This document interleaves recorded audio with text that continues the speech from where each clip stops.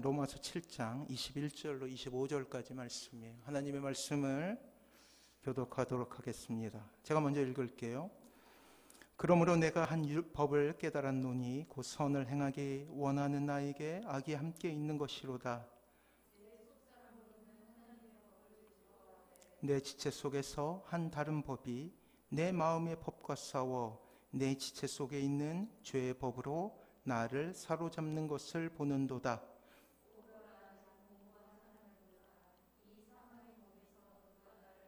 같이 읽습니다. 우리 주 예수 그리스도로 말미암아 하나님께 감사하리로다. 그런즉 내 자신이 마음으로는 하나님의 법을 육신으로는 죄의 법을 섬기노라. 아멘.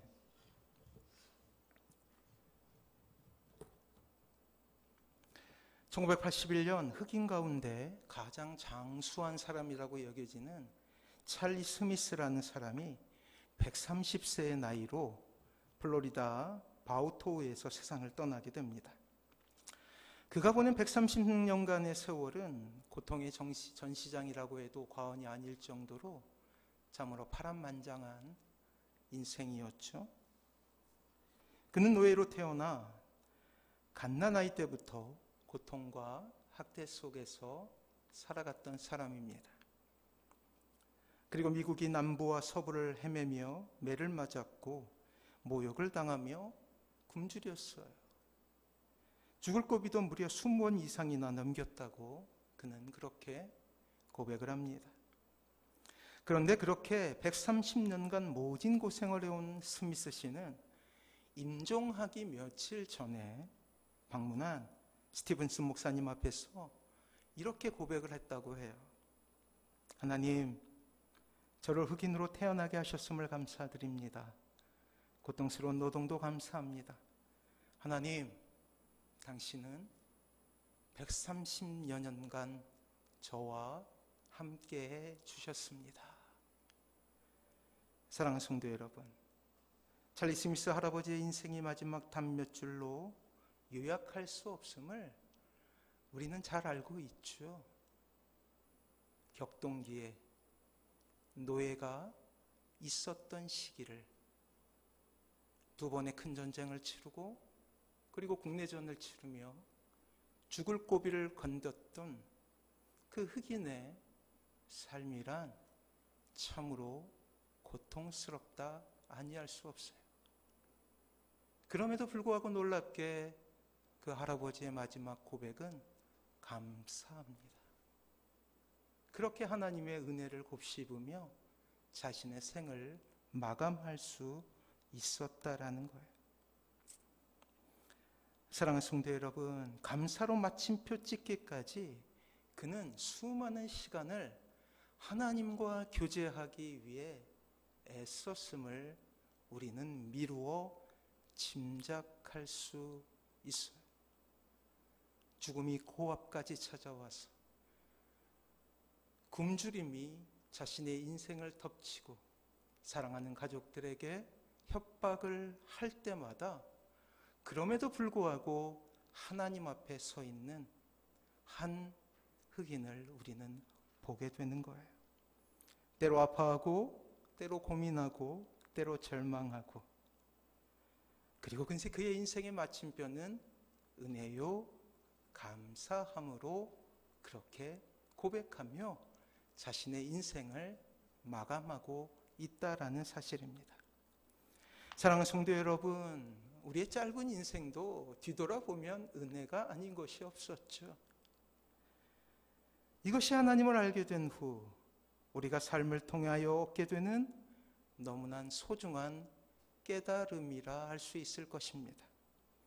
삶의 여정 우리의 인생 가운데 일어나게 된 모든 일은 그것이 좋거나 혹은 아니면 슬프거나 상관없이 나중에 은혜라는 말로 귀결될 수밖에 없습니다. 마찬가지로 지금 우리에게도 하나님께서는 우리를 구원하셨다라는 사실 하나로 말할 수 없는 감격 가운데 빠질 수 있는 놀라운 특권을 주신 것이겠죠. 하지만 이러한 결론에 도달하기까지 우리는 현재라는 시간 속에서 때로 고민하고 때로 아파하는 시간도 있음을 깨닫게 되는 거예요. 찬송가 280장은 찰스 웨슬리가 시편 88편을 읽다가 마음에 감동이 와서 찬송가로 그렇게 만든 그러한 성경 구절이라고 할 수 있습니다. 우리가 잘 아는 찬양이죠. 천부여 의지없어서 손들고 옵니다. 주 나를 외면하시면 나 어디 가리이까. 내 죄를 씻기 위하여 피 흘려 주시니 곧 회개하는 마음으로 주 앞에 옵니다. 이 찬양에는 나의 모든 방법을 포기하고 하나님만을 구하는 한 사람의 구도자가 있어요. 예전의 가사는 우리의 마음을 더욱더 촉촉하게 적시죠. 주 나를 박대하시면 나 어디 가리이까. 종교개혁이 무르익던 그 시절에 많은 전쟁과 괴로움 속에서 때로는 동료들이 죽고 때로는 자신 앞에 죽음의 위기가 찾아오며 때로는 굶주림과 절망 가운데 쌓여 있을 때 주 나를 박대하시면 나 어디 가리이까 라고 하나님 앞에 기도하던 한 사람, 그럼에도 불구하고 은혜를 헤아리며 그 주님 앞에 서기를 위해 몸부림치던 한 사람의 모습이 우리 앞에 보이고 있다라는 거예요. 사랑하는 성도 여러분, 이렇게 인생의 지난한 여정 가운데 서본 사람은 그 신앙의 격이 참으로 다르다고 할 수가 있습니다. 그래서 모진 고난 속에 싹이 틔우고 꽃이 핀 사람의 모습을 보면 직분에 상관없이 그 사람의 영성은 참으로 깊고, 그리고 그 사람의 삶의 태도는 참으로 아름다우며 그 사람의 인격은 모든 사람의 귀감이 되는 놀라운 그러한 모습으로 변하게 되는 거예요. 사랑하는 성도 여러분, 우리가 하나님을 알게 되고 신앙이라는 세계 가운데 발을 들여놓게 되면 필연 지금까지 살아왔던 시간의 대부분을 보낸 세상과 여러 가지로 적대 관계 가운데 빠지게 돼요. 충돌하게 된다라는 거예요. 지금까지 우리의 가치를 좌우했던 모든 것들과 새로운 가치, 새로운 가치관과 충돌하며 여러 가지로 어려움을 겪게 된다라는 것이죠. 우리는 비로소 처음 진지하게 우리의 인생을 묵상하게 되는 시간이 찾아오게 됐죠. 사랑하는 성도 여러분, 그렇게 인생을 살아가다 보면 예기치 못한 일들을 경험하며 마치 커다란 벽에 부딪힌 것과 같은 답답함 가운데 빠지게 됩니다. 다시 돌아가야 될지, 아니면 이제 알게 된 그 진리 가운데 거해야 될지 알지 못하는 혼돈과 혼란 가운데 방황할 수도 있다라는 거예요. 아무리 머리로 지혜를 모으고 다른 탈출구를 찾는다 할지라도 미로와 같은 인생 가운데서 때로는 절망하고 길을 잃어서 통곡을 할 수도 있다라는 거예요. 그러면서 우리는 우리 자신에게로 그 책임을 묻게 되지 않습니까? 내가 무엇을 잘못했기에 이러한 어려움 가운데 빠지게 되지?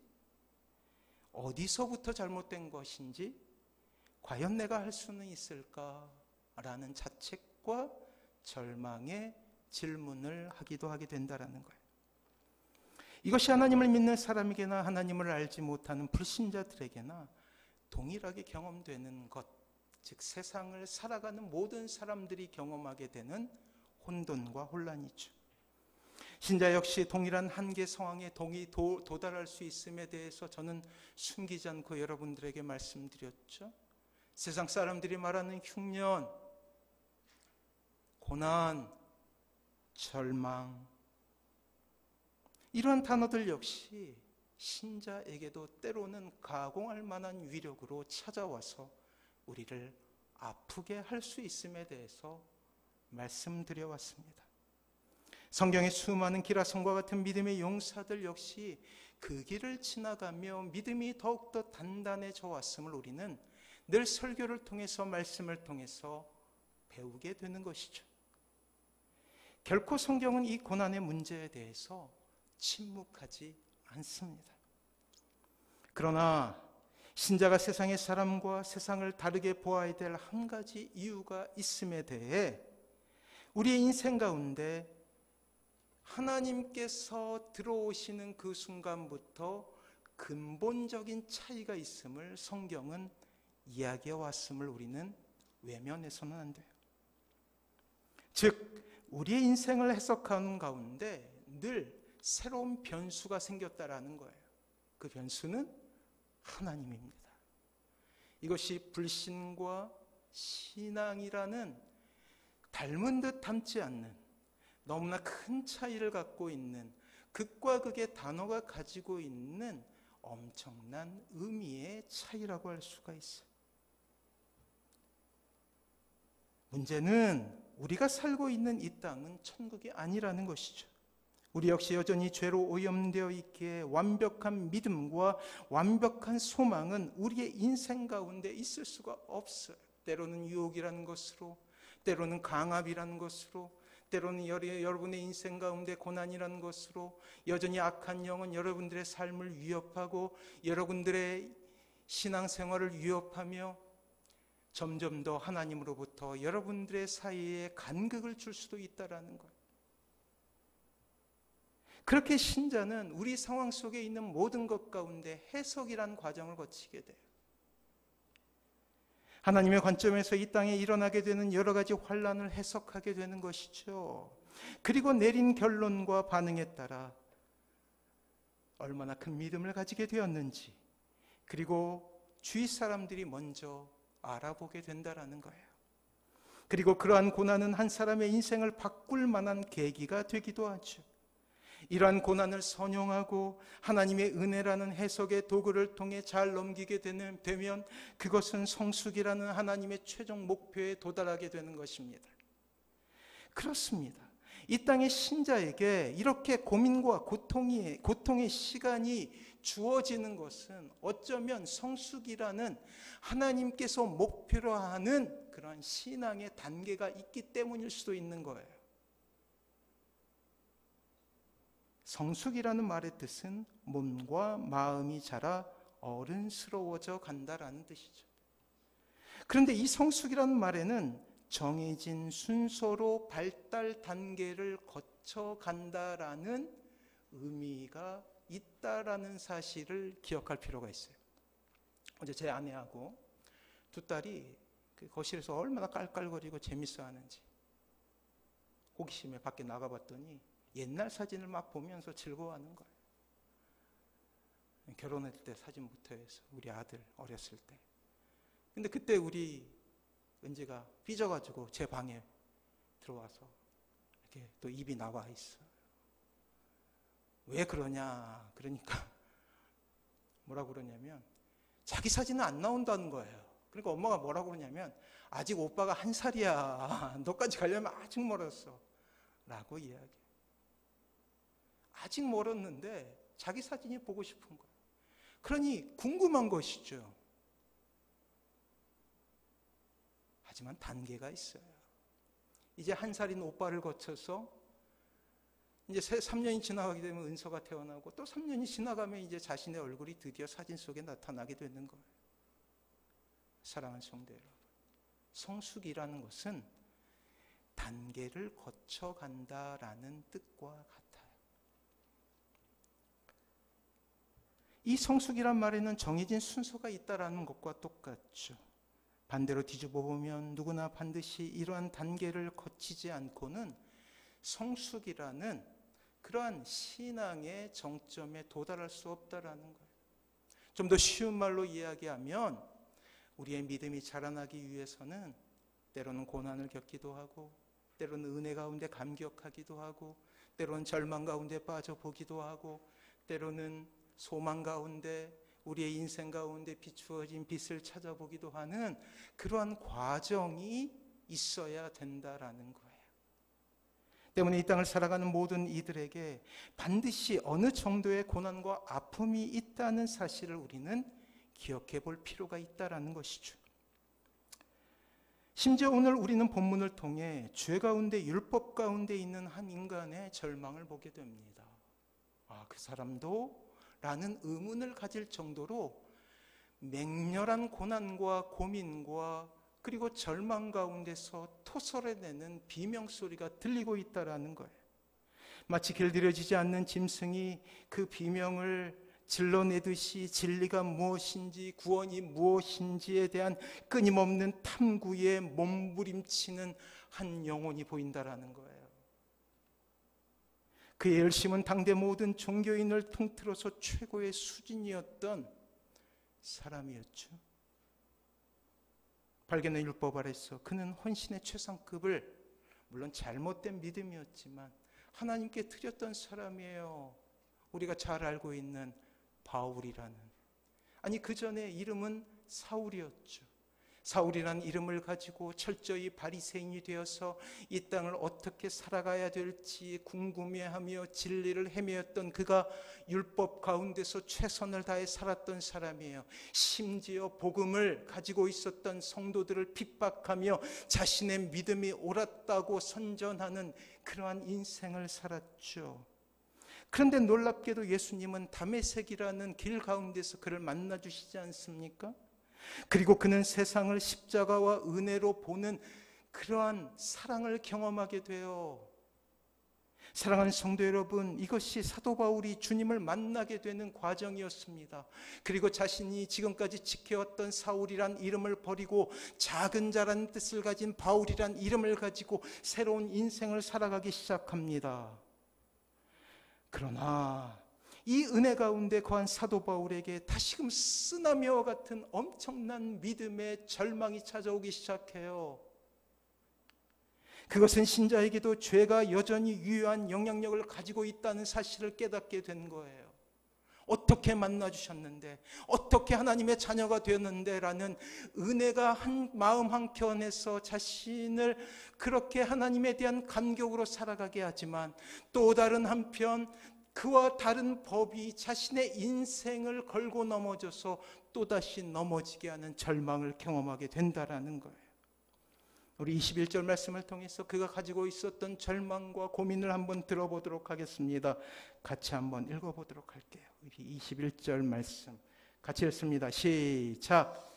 그러므로 내가 한 법을 깨달았노니 곧 선을 행하기 원하는 나에게 악이 함께 있는 것이로다. 우리가 주님을 알기 전 우리는 세상의 죄와 충돌이 없는 삶을 살았다고 말씀드렸죠. 죄가 주는 즐거움을 기뻐하며 죄가 시키는 대로 살아왔던 인생 아니었습니까? 그런 우리가 주님을 알게 되고 구원받게 되는 그 순간에 우리의 인생 가운데 놀라운 일이 일어나게 되는데, 그것은 바로 영이 살아나게 되는 거예요. 이 영은 아주 쉽게 표현하면 하나님과 관련된 모든 것을 영이라고 불러요. 그래서 영혼이 살아났다라고 부르지 않습니까?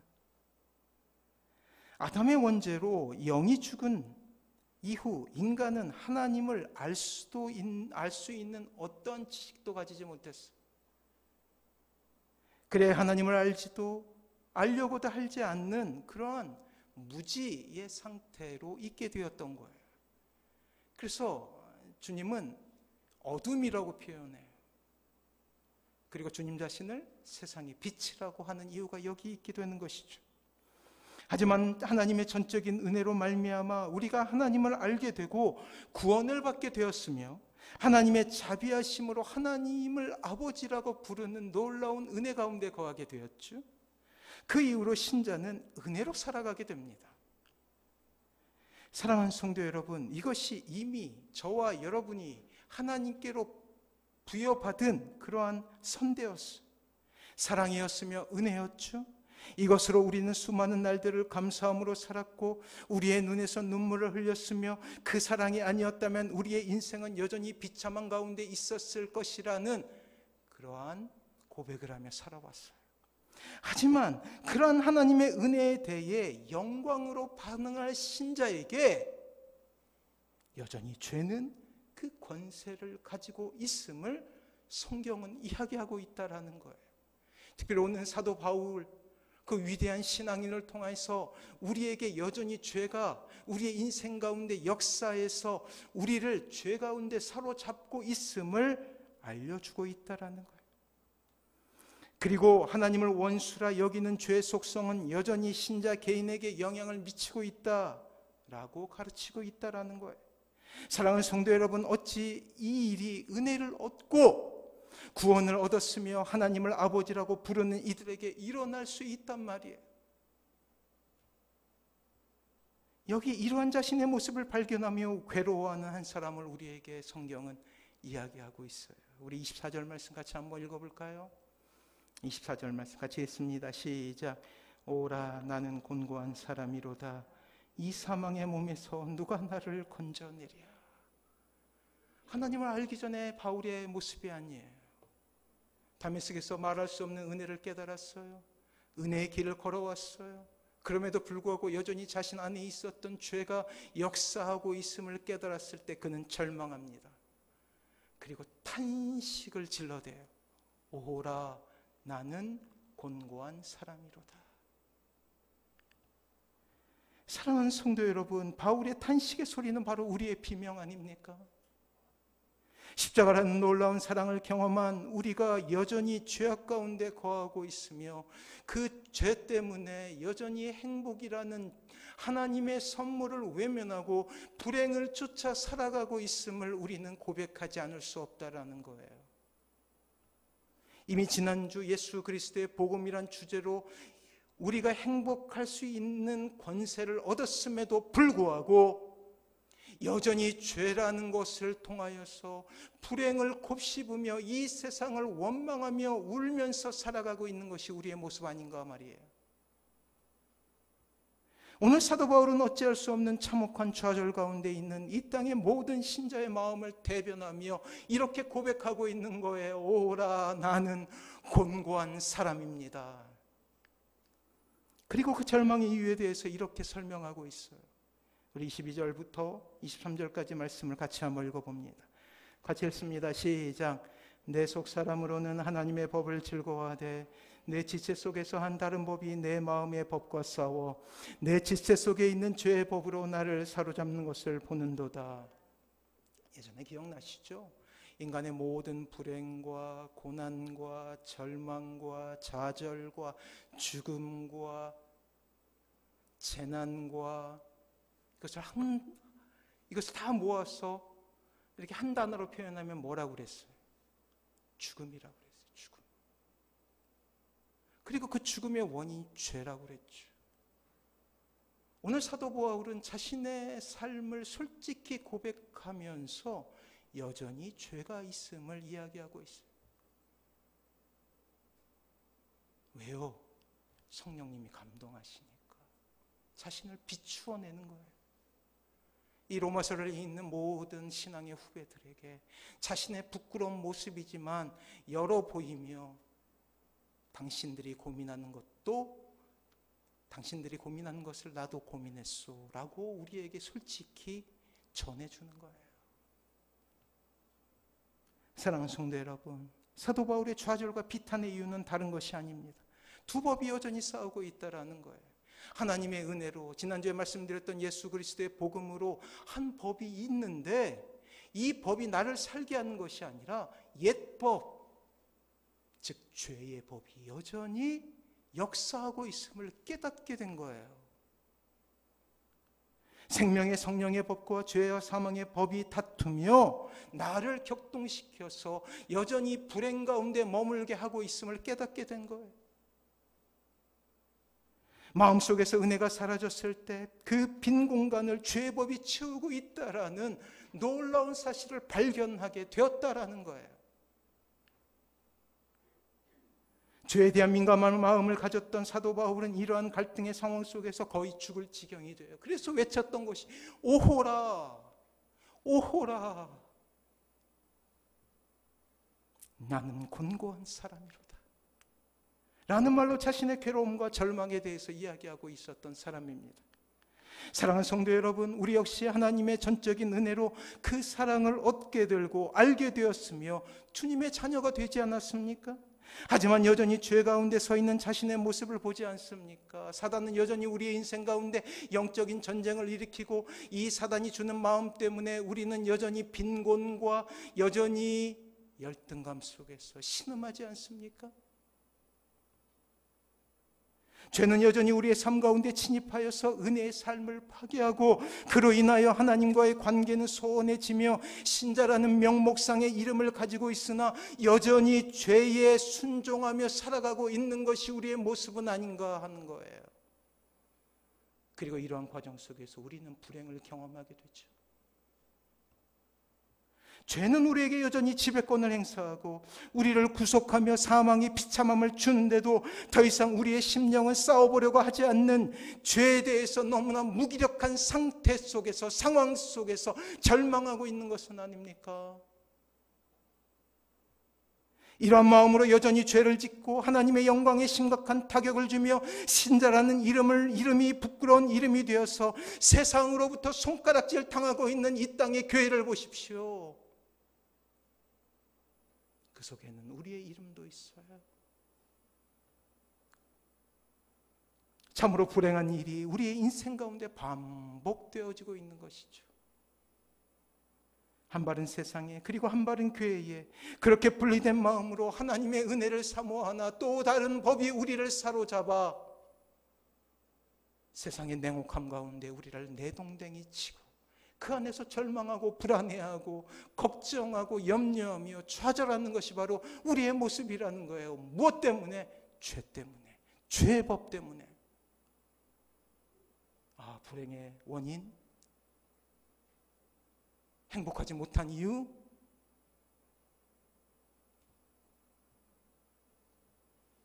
오늘 다시금 하나님은 우리에게 다시 은혜로 돌아오라 손짓하고 있습니다. 이렇게 사는 것은 결국 우리를 파괴시킬 것이며 우리의 가족을 파괴시킬 것이다라는 경고로 우리에게 다시금 기회를 허락하고 있는 거예요. 사랑하는 성도 여러분, 이것은 공중권세 잡은 사단이 지배하고 있는 이 땅의 모든 사람들이 싸워야 될 일이에요. 성경은 우리에게 이렇게 표현합니다. 그리스도의 군사라고, 한 명도 빠짐없이. 그리고 우리는 결코 죄의 권능을 과소평가해서는 안 됩니다. 만약 우리가 우리의 인생에 허락된 경건의 눈을 잠깐 감는다면 여지없이 죄는 우리의 인생을 죄의 법 아래로 사로잡아 간다라는 거예요. 기억해 보세요. 사도 바울 역시 동일한 고통과 고민 가운데 있었음을 우리는 보게 되지 않습니까? 우리를 죄악 가운데 머물게 하고 죄악을 행하게 하며 하나님을 원수라 여기는 참남한 악을 저지르게 한다라는 거예요.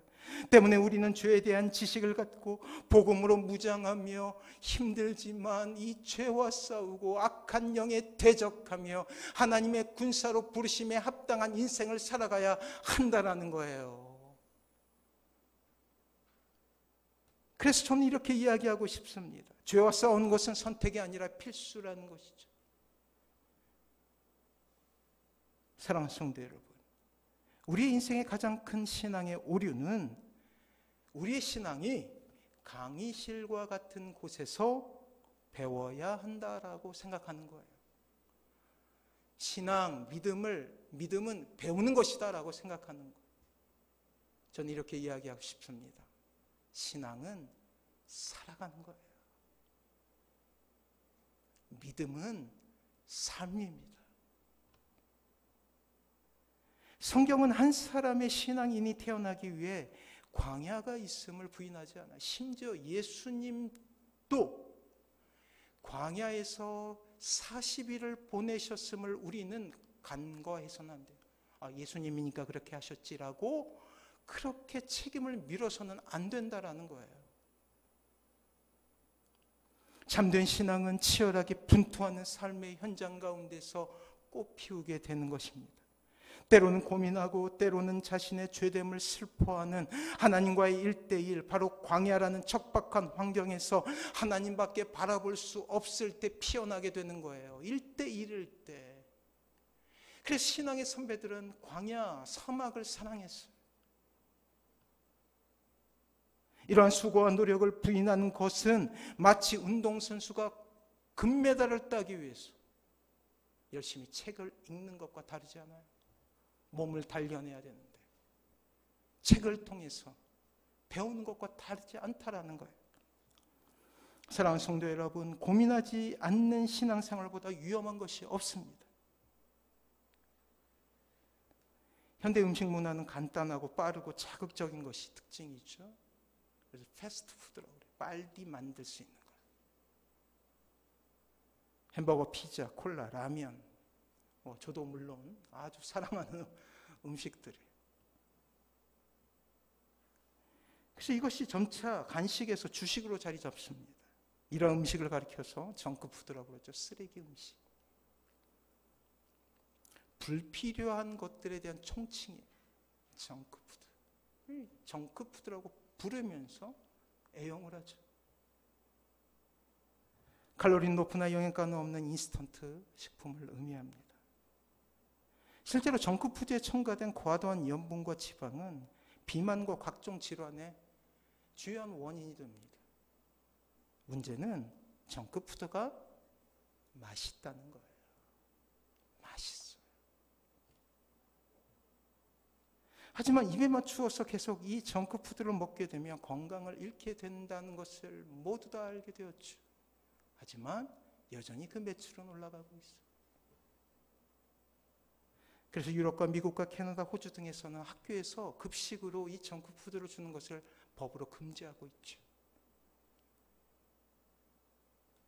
바쁜 현대인들에게 이 정크푸드는 가장 편리한 음식일 수 있습니다.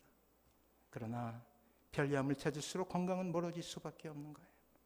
사랑하는 성도 여러분, 신앙의 비교를 한번 해볼까요? 비유를 해볼까요? 신앙도 마찬가지예요.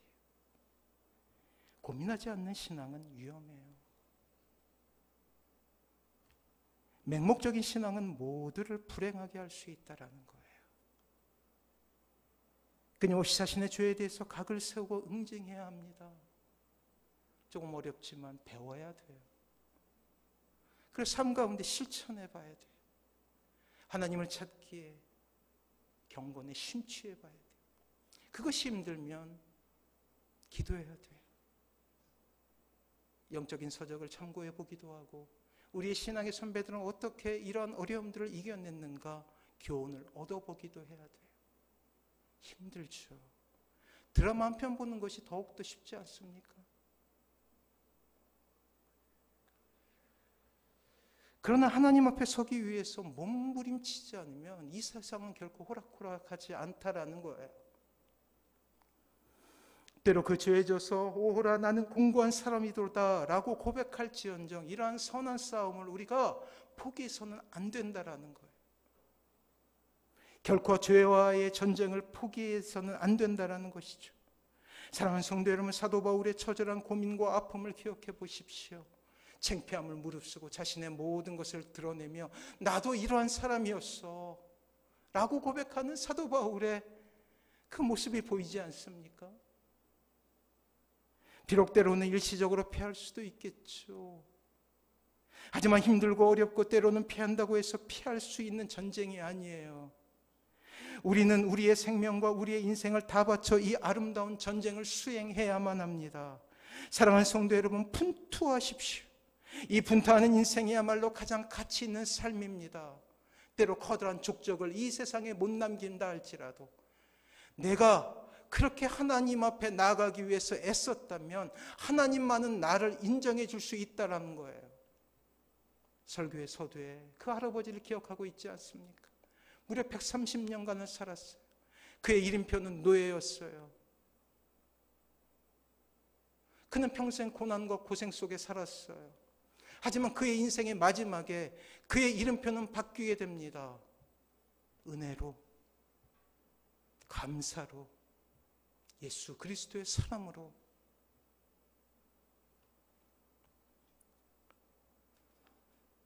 사랑하는 성도 여러분, 죄와 싸우십시오.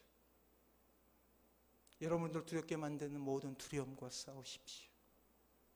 여러분들 좌절케 하는 모든 유혹과 대적하십시오. 치지 마십시오. 주님을 바라보십시오. 다시금 떠오른 참혹한 기사가 있죠. 유명 연예인의 형은 목사였어요. 특별히 청소년을 상대로 상담과 집회를 통해 아주 유명한 목사였습니다.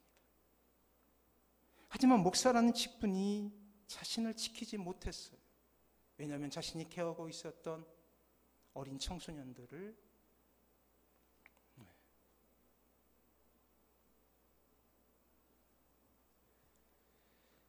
이 학생들에게 참혹한 짓을 했고 하나님께는 용서받지 못할 죄를 지었어요. 하나님의 이름은 땅에 떨어졌고 목사라는 이름은 짓밟혔어요. 사랑하는 성도 여러분, 직분이라는 것이 그 사람을 참된 신자로 만들어주는 것이 아니에요. 내가 얼마나 오랫동안 교회에 다녔는지 그것이 나의 신앙의 이름표가 될 수 없다라는 거예요. 얼마나 오래 신앙생활 했는지, 혹은 모태신앙인지, 권사인지, 장로인지, 목사인지 심지어 그것이 나의 신앙을 대변해 주지 않는다라는 거예요. 사람들은 속일 수 있지만 하나님은 속일 수 없다라는 거예요. 하나님께서 우리를 보시는 것은 그 삶의 죄와 싸우기까지 얼마나 진지한 노력이 있는지예요. 지난 삶의 고민이 있는지, 하나님과 동행하기 위해서 얼마나 최선을 다했는지 하나님께서는 그것을 보신다라는 거예요.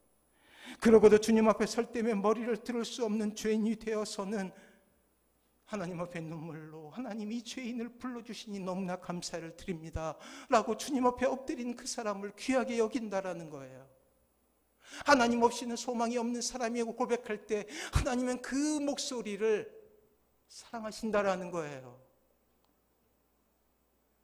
그렇습니다.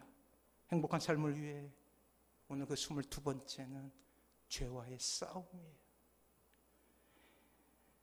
다시 한번 말씀드리지만 이미 우리는 지난주 설교를 통해 예수 그리스도의 복음이라는 것이 우리에게 어떻게 선물로 주어졌는지 깨닫게 되었어요.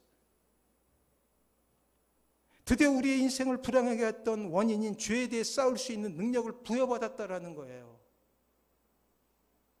이제 그 모든 불행의 원인인 죄를 정복하기 하는 단계에 들어서야 되는데 그때 반드시 필요할 것은 이 모든 것의 책임을 주님께로 넘길 수 없다라는 것이죠. 이 죄와의 싸움은 내가 동참해야 될 싸움인 거예요. 성령님께서 주도하시고 내가 협력하여 동참해야 될 이 죄와의 싸움 가운데서 이길 때 진정한 행복이 우리의 것이 될 수 있다라고 성경은 이야기하고 있다라는 것입니다.